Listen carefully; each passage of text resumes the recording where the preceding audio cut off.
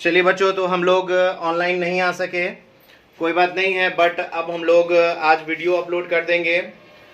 तो चलिए आज का हमारा जो टॉपिक है बच्चों उस पर चलते हैं। तो आज का हमारा टॉपिक है ऊर्जा पट्टी के आधार पर पदार्थों का वर्गीकरण।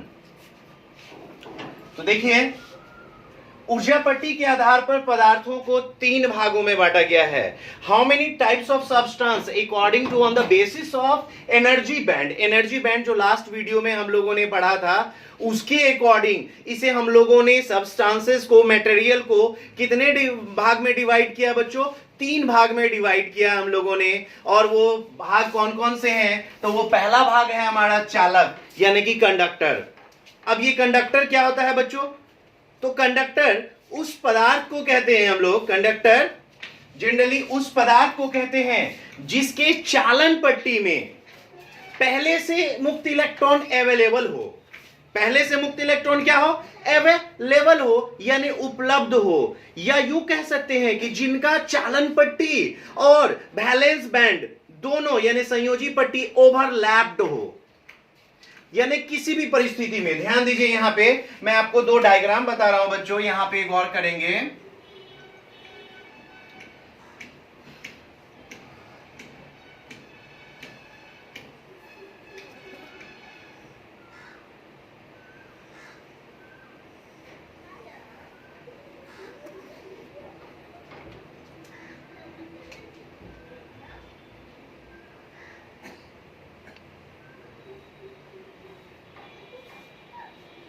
ये CB है यानी कंडक्शन बैंड, और ये जो है आपका VB है यानी कि वैलेंस बैंड बच्चों। ठीक है, ये एनर्जी के लेवल को दिखा रहा है। अब देखिए, एक कंडीशन ये कि इसमें CB में पहले से क्या हो? इलेक्ट्रॉन अवेलेबल हो। पहले से इलेक्ट्रॉन क्या हो? अवेलेबल हो। वैलेंस बैंड में तो रहता ही रहता है, लेकिन कंडक्शन बैंड में होना चाहिए ना। कंडक्शन बैंड में अगर पहले से है तो दैट मींस यहां पे क्या है? अगर कंडक्शन बैंड में पहले से इलेक्ट्रॉन अवेलेबल है और एनर्जी गैप इसका क्या है? Eg 0 है, तो दैट मींस ये कंडक्टर होगा बच्चों। क्या होगा? कंडक्टर। दूसरा कंडीशन ये है बच्चों इसका कि मान लीजिए ये जो दोनों बैंड हैं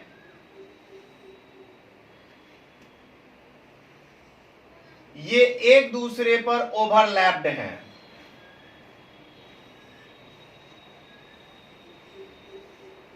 ओवरलैप्ड हैं मतलब क्या हुआ कि इसका जो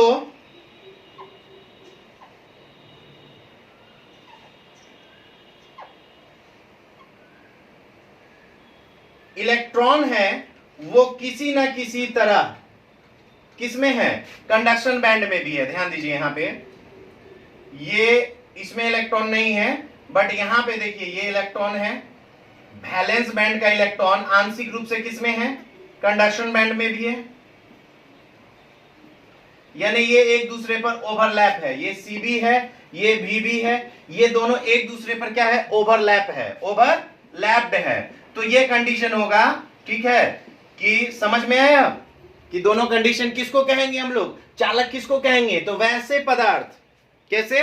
वैसे पदार्थ जिनके चालन पट्टी में चालन के लिए मुक्त इलेक्ट्रॉन उपलब्ध हो, या जिनका चालन पट्टी और संयोजी पट्टी एक दूसरे पर आच्छादित हो, ओवरलैप्ड हो। तो ओवरलैप्ड है यानी इस पर ये है तो इसका इलेक्ट्रॉन इसमें भी है, तो किसी न किसी हाल में कंडक्शन बैंड में इलेक्ट्रॉन अवेलेबल हुआ कि नहीं हुआ? हो गया। तो जब कंडक्शन बैंड में इलेक्ट्रॉन अवेलेबल होगा दैट मींस कि ये कंडक्टर है।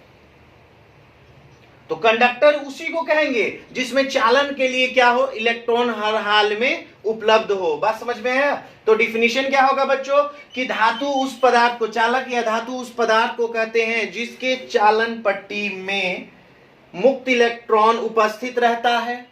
जिसके चालन पट्टी में मुक्त इलेक्ट्रॉन क्या रहता है? उपस्थित रहता है, या जिसके चालन पट्टी और संयोजी पट्टी ओवरलैप्ड रहते हैं यानी आच्छादित रहते हैं क्या कहलाता है? चालक कहलाता है, चालक या धातु कहलाता है। तो चालक या धातु वैसे पदार्थ होते हैं या वैसे पदार्थों को कहा जाता है जिनके चालन पट्टी में इलेक्ट्रॉन उपलब्ध रहता है या जिनके चालन पट्टी और संयोजी पट्टी एक दूसरे पर आच्छादित रहते हैं, ओवरलैप्ड रहते हैं। क्या कहलाता है? चालक कहलाता है। क्लियर हो गया बच्चों? समझ में आ रहा है? अब चलिए हम लोग दूसरे पॉइंट की ओर बढ़ते हैं। ये आप डायग्राम जरूर बना लेंगे बच्चों, ये कंडक्टर के लिए हमारा डायग्राम है, ठीक है।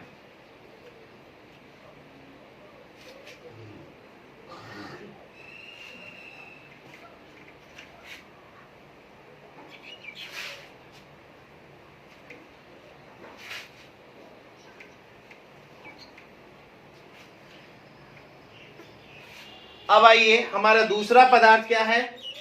अचालक। अचालक जिसको हम लोग कहते हैं इंसुलेटर। तो इंसुलेटर किसको कहेंगे? तो वैसे पदार्थों को कहेंगे जिनका चालन पट्टी जो होता है, कंडक्शन बैंड, वो पूर्णतः रिक्त हो। पूर्णतः क्या हो?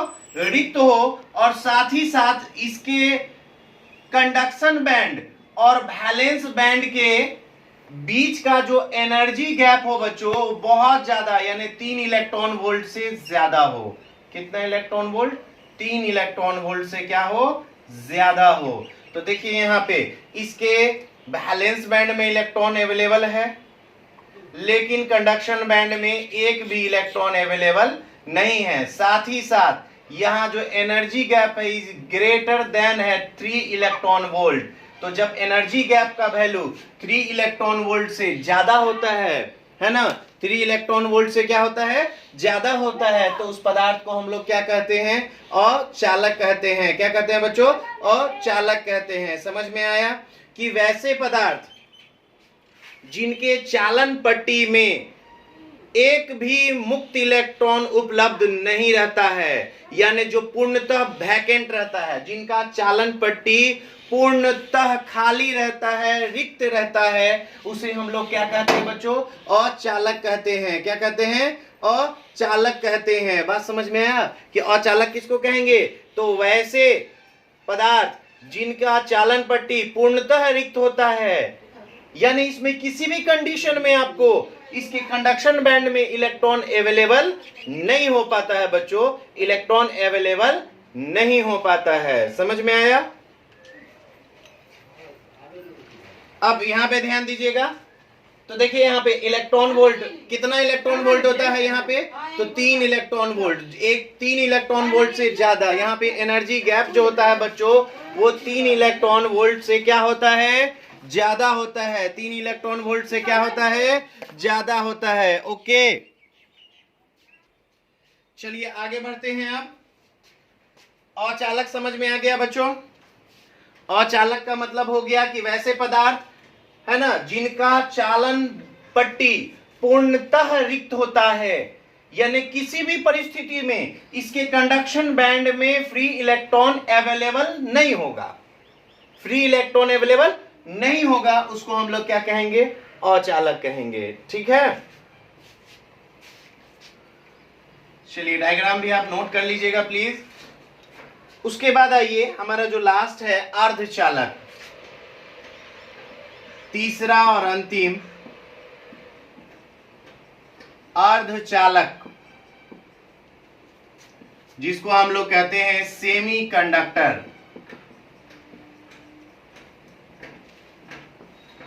अब देखिए ये सेमीकंडक्टर क्या होता है बच्चों? तो सेमीकंडक्टर हम लोग किस पदार्थ को कहेंगे? तो देखिए वैसे पदार्थ जिनके चालन पट्टी और संयोजी पट्टी के बीच का ऊर्जा अंतराल 3 इलेक्ट्रॉन वोल्ट से कम होता है। ठीक है, अब देखिए यहां पे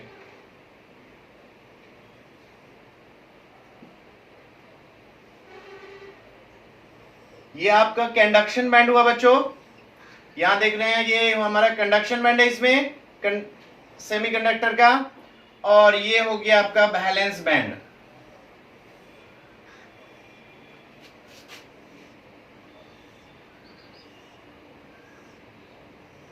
इसमें इलेक्ट्रॉन अवेलेबल नहीं होता है नॉर्मल टेम्परेचर पर, इसमें अवेलेबल होगा इलेक्ट्रॉन वैलेंस बैंड में।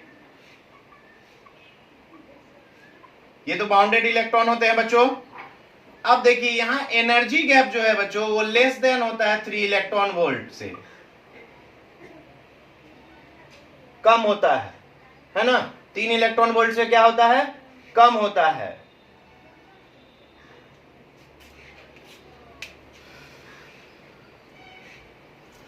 चलिए ध्यान दीजिए। अब इसमें एक चीज आपको आपके माइंड में आ रहा होगा, सर अगर सेमीकंडक्टर जो है इसका एनर्जी गैप 3 इलेक्ट्रॉन वोल्ट से कम है तो क्या इसमें इलेक्ट्रॉन अवेलेबल होगा कि नहीं होगा? बिल्कुल। इसमें 2 कंडीशन है बच्चों, एक है लोअर टेम्परेचर यानी 0 डिग्री केल्विन की हम बात करते हैं, मान लीजिए 0 डिग्री सेल्सियस, और एक बात करते हैं मोर देन 0 डिग्री सेल्सियस।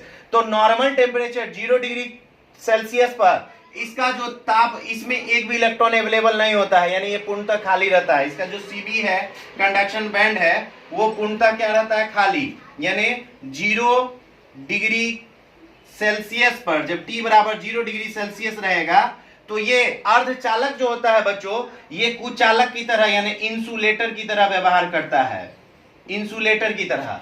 लेकिन जब हम लोग इसके ताप को क्या करते हैं, बढ़ा देते हैं,